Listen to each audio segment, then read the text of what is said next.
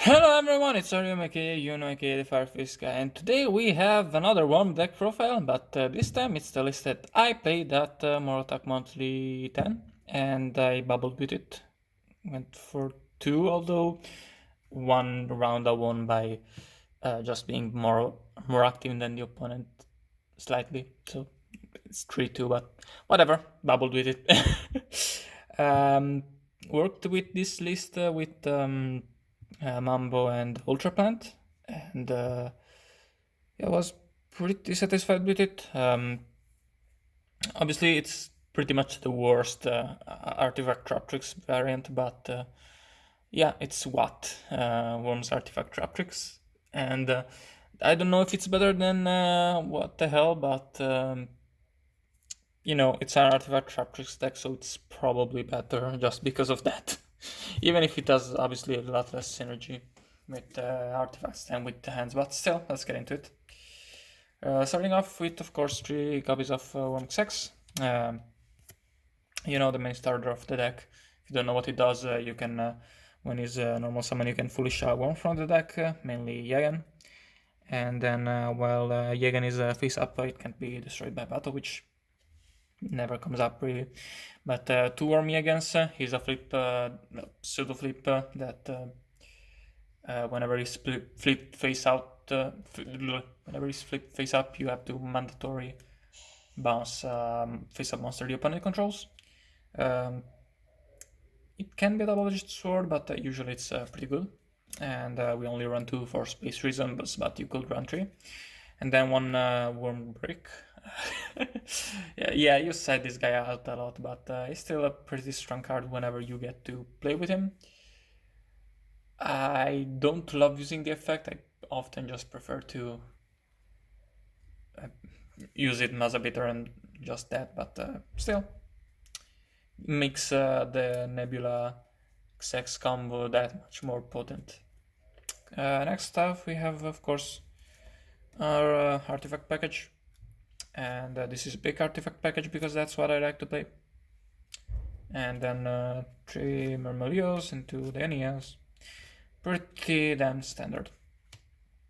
Not playing Birdman or any of that. Just what? Spells, 3 copies of Ignition and 2 copies of Double Second. Unfortunately, because of Wormx, Duality does definitely conflict with this deck, so instead we play 2 copies of Instant Fusion. 3 would be kind of bricky, so just 2, but it is definitely a power card. Like normal summon XX or Murmulio with Instant Fusion on top is really strong. You can get into King of the Feral Imps usually, which gets you a lot of follow-up, or if you already have that, you can go into Dweller or 101, I guess. We don't run Giant Hand, unfortunately. Or you can also save it for the artifacts, since we do play level 5. Then 2 copies of Soul Charge, and 1 Dark Hole. Pretty standard. Traps, 3 Sanctum, 3 Nebula. This is the power card of the deck. Well, it's kind of breaky because sometimes you can break with it with no worms in hand. That does happen, but usually if you can resolve this card, you win. Basically, what it does, if you don't know, is you can activate this by flipping every monster on the field face up, and then during the end phase you flip face down every light reptile on the field, draw a card for every card you flip face down, and then a special summon Worm King from the deck.